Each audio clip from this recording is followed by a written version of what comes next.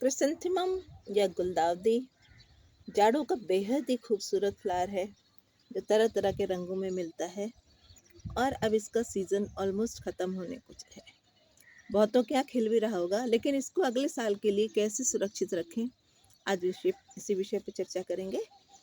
तो ये देखिए, मैंने पहले लगा दिया था, तो मेरे जो गार्डन में फूल भी पहले खिल गए थे। और अब ये देखिए, ये एकदम इसके ये फूल मुरझाने से लगे हैं। 2-4 बचे हुए हैं, तो मैं चाहूँ तो इसको पुराने काट के इसको रख भी सकती हूँ अभी, लेकिन फरवरी में काम बहुत ज़्यादा होता है, तो एक तरह से काम निपटाना ही शुरू करना होता है। तो बस आज इसको हम अगले साल के लिए सुरक्षित रख सकते हैं। अगर हमने अगले साल के लिए इसको बचा लिया, तो इसमें इस साल जितने फूल खिले हैं उससे कई गुना इसमें फूल खिलेंगे, क्योंकि जो बाद में कटिंग से फूल प्लांट लगाए जाते हैं उसमें उतनी ब्रांचेस नहीं बन पाती हैं। और अगर हम मदर प्लांट लगाते हैं, तो मदर प्लांट को अगर हम सुरक्षित रख लेते हैं तो उसमें बहुत ज़्यादा फ्लावरिंग होती है। तो मैं भी कोशिश करती हूँ कि मेरा जो प्लांट है वो अगले साल के लिए बच जाए। तो चलिए देखते हैं कि अब इसके लिए हमें क्या करना है। तो सबसे पहले, अभी तो चाहे मैं इसको 2-4 दिन के लिए छोड़ भी दूँ, सबसे पहला काम तो ये करिए कि अभी जो फूल खिल रहे हैं आप उनको बिल्कुल मत छेड़िएगा। जिन प्लांट के मुरझा रहे हैं इस तरह से, आप उन प्लांट को ही चूज़ कीजिए। और उसके साथ साथ एक ध्यान और रखिएगा, इसमें बहुत सारे कलर्स होते हैं। मैं अभी सिर्फ एक ही कलर लेके बैठी हूँ, क्योंकि क्या होता है जब उसमें से फूल कट जाते हैं तो फिर भूल जाते हैं हम उसमें कौन सा कलर था। तो अभी ये मेरे पास येलो गुलदाउदी है। और सबसे पहले अब हमें इसकी कटिंग कर देनी, कटिंग प्रूनिंग जो भी कहिए आप, और बहुत अच्छे से कर देनी है।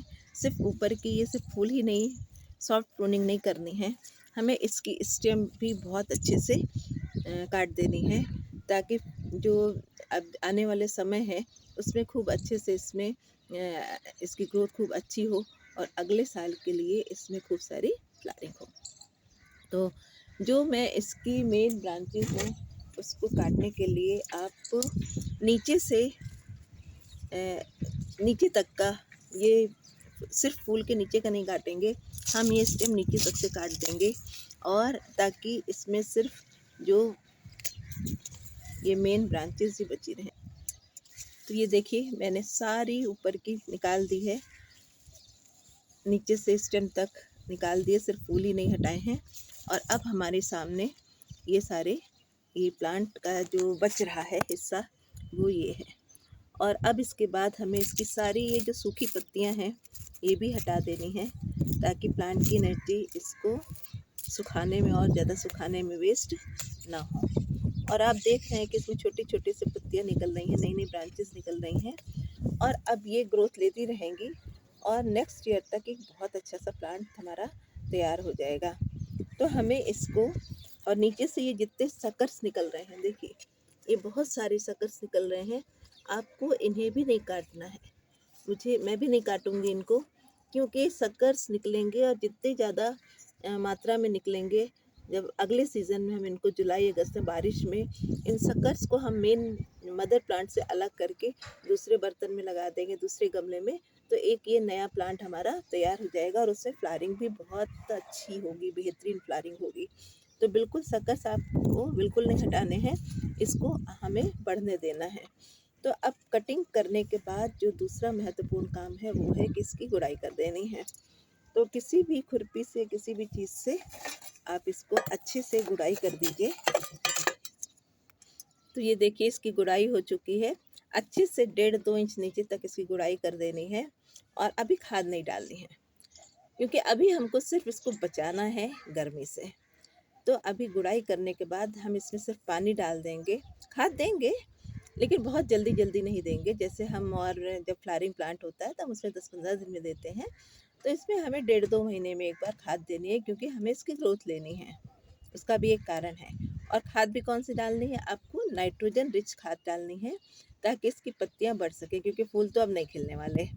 तो कोई भी आप गोबर की खाद या वर्मी कंपोस्ट या आपके पास किचन कंपोस्ट, कोई सी भी कंपोस्ट आप ले लीजिए और उसमें डाल दीजिए, लेकिन अभी नहीं, अभी 10-15 दिन के बाद। अभी बस इसकी गुड़ाई करके अब अगर मिट्टी आपकी बहुत सूखी नहीं है, ऑलरेडी मॉइस्चर है, तो अभी मत डालिए, जब मिट्टी सूख जाए तब डालिए। मेरे गमले की मिट्टी काफ़ी सूख गई थी और अब मैंने इसमें गुड़ाई भी कर दी, कटिंग भी कर दी है, तो मैं इसमें पानी डाल दे रही हूँ। और पानी डाल के बस मैं इसे अभी जहाँ पर ये था मैं वहीं छोड़ दूँगी। लेकिन अभी तो फरवरी तक तो ठीक है, लेकिन मार्च के बाद जब बहुत तेज़ धूप होती है तो इसका स्थान बदलना पड़ेगा, क्योंकि बहुत तेज़ गर्मी में ये प्लांट कई बार सूख भी जाता है।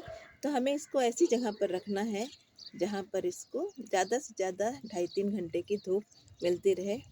और अगर दूसरा काम आप कर सकते हैं, आपके पास बड़े पौधे हैं या बड़े पेड़ हैं, तो आप उसकी छाया में रख सकते हैं। वहाँ पर बहुत आसानी से, बहुत अच्छी तरह से ये उग जाते हैं। तो मौसम को देखकर, टेम्परेचर को देखकर हमें इसको रखना है धूप में। और हमारा मेन मकसद ये है कि बस इसको बचाना है और इसकी जड़ें बढ़ती रहें और इसमें जो शकर्स हैं वो निकलते रहें, क्योंकि वो हमारे लिए फिर एक नया प्लांट तैयार हो जाएंगे। और 1.5-2 महीने में इसको हमें एक बार कोई भी कंपोस्ट दे देनी है। एक बात और फ्रेंड्स, इसके प्लांट पे मैंने देखा, इस बार भी मैंने रखा था, पूरी गर्मी तो बचा ले गए, लेकिन बारिश आने के पहले जून में ही इसमें लग गए पूरी तरह से मिलीबग और एफिड्स लग जाते हैं। बहुत जल्दी लगते हैं इसमें, मैंने देखा। ये फूलों के पीछे पीछे ये इसमें तो नहीं है, क्योंकि मैंने नहीं है, देखिए इसमें एफिड्स लग जाते हैं, ये ब्लैक वाले जो होते हैं, या मिलीबग लग जाते हैं। उस समय गर्मी में मिलीबग बहुत तायत में होते हैं, वो लग जाते हैं। तो आप इस पर रेगुलर नीम ऑयल का स्प्रे करते रहिए, या कोई भी बायो एंजाइम जो आपने लहसुन से बनाया है, लहसुन और मिर्च का, या फिर गेंदे के फूलों का, या फिर इसी गुलदाउदी के फूलों का। गुलदाउदी के फूलों का भी बायो एंजाइम बहुत अच्छा बनता है और ये ब्लैक एफिड्स को दूर रखता है।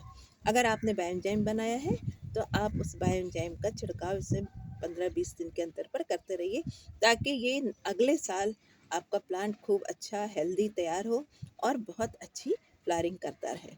अब दूसरी चीज़, मैं अभी सिर्फ एक गमले को लेकर बैठी हूँ।